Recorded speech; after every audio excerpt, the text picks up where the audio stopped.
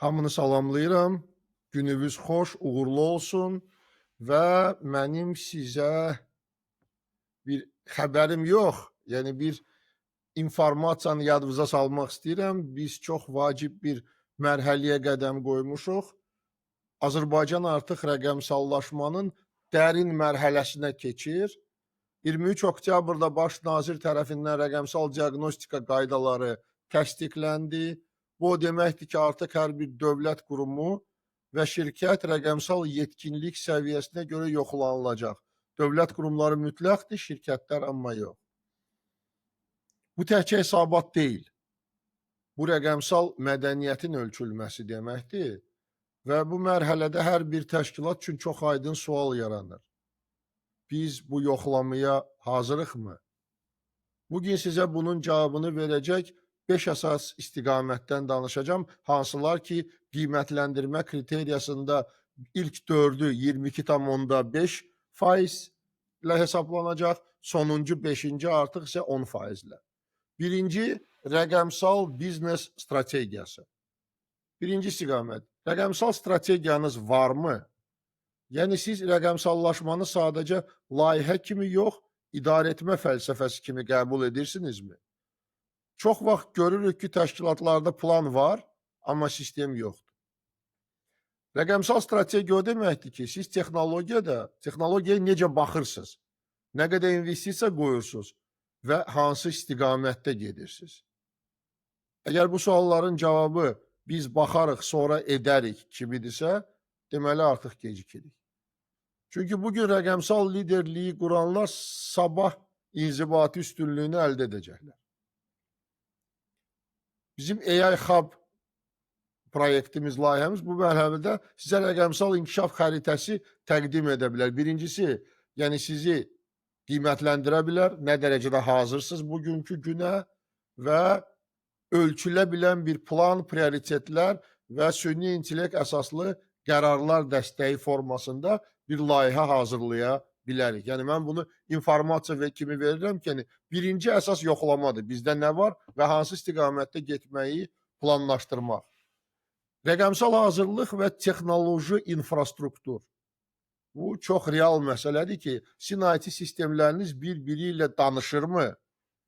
Bu biraz gülməli cümlə çıxır, danışırmı? Yəni burada o gedir, söhbət ondan gedir ki, müxtəlif departamentlər, müxtəlif şöbələr, böyük nazirliklərin, qurumların, yəni çoxlu şöbələri var və bunların hərəsinin özünün proqram təminatları var. Bu nə dərəcədə bir-birinə inteqrasiya olunur? Çox qurumlarda fərqli şöbələr müxtəlif proqramlardan istifadə edir. Biri Oracle-dadır, biri Excel-də, biri Access-də. Nəticədə məlumatlar bağlı qutulardadır. Bu rəqəmsallaşma deyil. Bu sadəcə rəqəmsal xaosdur.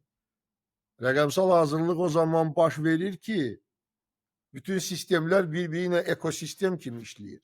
Yəni sizin məlumat bazanız bir-biri ilə danışmalıdır və bu halda tam rəqəmsallaşma yaranır. Biz bu sahə üçün də qiymətləndirmə apara bilərik. Sizin hal-hazırda real məlumatlarınız hansı proqramlar vasitəsilə əldə olunur, vacib proqramları nə cür bir-birinə inteqrasiya eləmək olar, hansı sistemlər bunun üçün daha yararlıdır. Orada ola bilər ki, cüzi investisiyalardan söhbət gedib, ancaq bu proqramların bir-birinə API vasitəsilə inteqrasiyası ilə, yəni siz bir çox addımları qabaqlaya bilərsiniz. Yəni siz artıq o yoxlamadan daha uğurla keçə bilərsiniz. İstənilən halda IT-nin, yəni qiymətləndirilməsi, sizin IT infrastrukturun, işçilərin qiymətləndirilməsi və IT strategiyanın olması vacibdir. Çünki rəqəmsallaşmada ən vacib olan məlumatlardır. Yəni insanlar işləyirlər və məlumatlar yaranır. Bu məlumatlar, birinin işlədiyi məlumat bir şöbənin yaratdıqdan sonra digər şöbə bunu istifadə eləməlidirsə, bu nə cür olur? Əllə aparılır, verilir, e-maillə göndərilir. Bu nə cür formalaşır? Bunlar ən vacib hissələrdir. Yəni bunların hamısının sxemi qurulmalıdır və bunun əsasında sonradan artıq bilinir ki, biz bunu yoxlasaq sizin üçün harada problemlər var və onları necə düzəltmək olar. Mən bunları bir-bir niyə deyirəm? Yəni üst-üstə baxanda birincisi, yoxlama gələcək, baxacaq. Bunlar hamısı, amma yox, yəni hissə-hissə böldükdə ki, sizə nələrə baxmaq lazımdır. Mən o sənədi başdan ayağa qədər oxumuşam. Çox ciddi hazırlanmış sənəddir və doğrudan da professional sənəddir və buna uyğun olaraq da mən bu 5 kriteriyanı çıxartmışam ki, dövlət qurumlarından kimsə bu videoya baxırsa və özləri üçün nəticə götürürsə, siz özünüz də bunu eləyə bilərsiniz. Amma əgər sizdə buna imkan yoxdursa hal-hazırda, yəni çünki qurum böyükdürsə, biz bunu çox asan şəkildə sizə kömək eləyə bilərik. İnsan resursları, üçüncü. İnsan mərkəzi rəqəmsallaşması. Texnologiya heç vaxt öz-özündən nəticə vermir. Əgər insanlar anlamırsa, sistem işləmir. Hər bir qurumda rəqəmsal komanda olmalıdır. IT, HR, maliyyə və idarəetmədən ibarət. Bu insanlar rəqəmsal mədəniyyətin daşıyıcılarıdır. Amma ən vacib məsələ təlimdir. İnsanlara yeni sistemləri izah eləmək, motivasiya yaratmaq, onları dəyişikliklərə adaptasiya eləmək. Çünki rəqəmsallaşma texniki proses deyil, emosional dəyişiklikdir. Və burada mən sizə nümunələr göstərə bilərəm, ad çəkmədən bir çox qurumlarda, məsəl üçün, entuziastlar ola bilər və bu entuziast çox şey bilir və eləyir, amma elədiklərin ətrafındakı insanlara başa salmır. Və bu halda, əgər bir insanın üzərində qurulubsa bütün sistem, bu çox böyük risk daşıyıcısıdır və bu insan yerin dəyişdiyi halda bütün sistem iflic vəziyyətinə gəlib çıxacaq. Ona görə də dayanıqlı bir sistem yaradılmalıdır. Yəni, insanlar hər bir sahə üzrə bir neçə kadrlar davamlı olaraq təlimlərdən keçməlidir və şirkət, qurum, nazirlik özü üçün daimi təlimçilər hazırlamalıdır və volontyorlarla və yaxud da ki, tələbələrlə işlər davamlı getməlidir. Çünki gənclərlə işləmək rəqəmsallaşmada daha rahatdır bugünkü gün. Yəni, onlar baza elementlərini həyata keçirməyə və gələcəkdə kvalifikasiyalı kadr kimi hazırlanmaqda əgər istifadə olunacaqsa, bu çox böyük bir dayanıqlı bir sistem yaradacaq. Dördüncü maddə, bu da 22,5% ilə qiymətləndirilir. Məlumatların idarə olunması və kiber təhlükəsizlik. Məlumatların mən bayaq da dediyim kimi rəqəmsallaşmanın əsası məlumatdır. Amma sual budur, sizdəki məlumat doğrudan da işləyir, yoxsa sadəcə saxlanılır? Əgər məlumat düzgün strukturlaşdırılmayıbsa, əksər hallarda rəhbərlik real mənzərəni görmür. Məlumat idarə etməsinin əsasında təhlükəsizlik, çeviklik və analitika dayanır.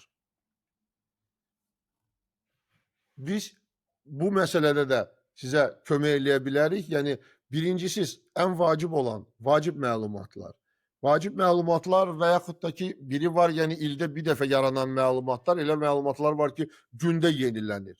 Ona görə də bu yenilənmə prosesi nə cür gedir, inteqrasiyalar nə cür gedir, bu məlumatlar nə cür saxlanılır və saxlanılan bu storage'lər deyim və yaxud da ki, cloud sistemi deyimmi, nə dərəcədə ciddi şəkildə bu qorunur.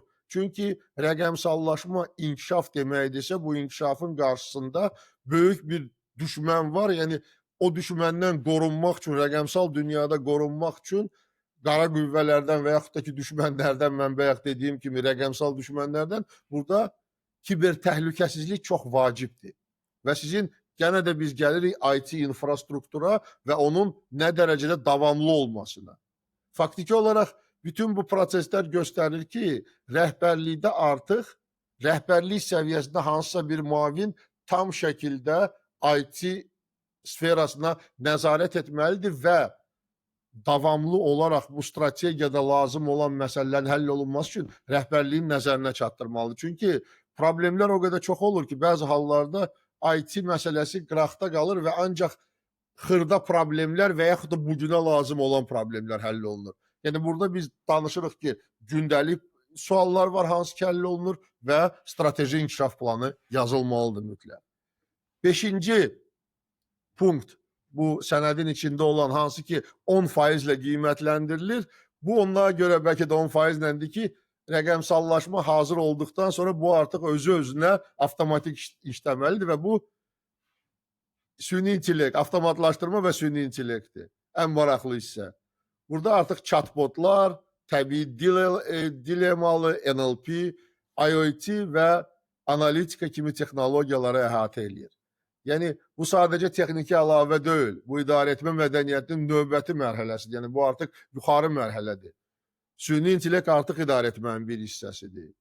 Süni intellekt indi məlumatları analiz edir, qərar təklif edir, iş yükünü azaldır, sürəti artırır və bu artıq gələcək deyil, bu artıq bugünün reallığıdır və siz artıq rəqəmsallaşma üzrə prosesləri uğurla həyata keçirdikdən sonra və strategiya düz işlədikdən sonra artıq o süni intellekt və chatbotlar və bu yəni ümumi IoT məlumatların avtomatik olaraq zamanında ötürülməsi məsələlərinə biz gəlib çıxacağıqsa, burada artıq bu zamanın tələbi olacaq və qurum artıq bunu tətbiq eləməyə hazır olacaq.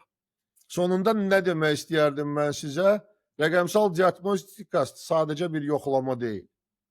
Bu, Azərbaycanın gələcək idarəetmə modelinin başlanğıcıdır. Bugün kimi bugün kim bu prosesə ciddi yanaşırsa, sabah rəqəmsal lider olacaq. Bu proseslərdə biz sizə yardım eləməyə hazırıq. Yəni mən inanıram ki, rəqəmsallaşma sadəcə texnologiya deyil, bu düşüncə tərzidir.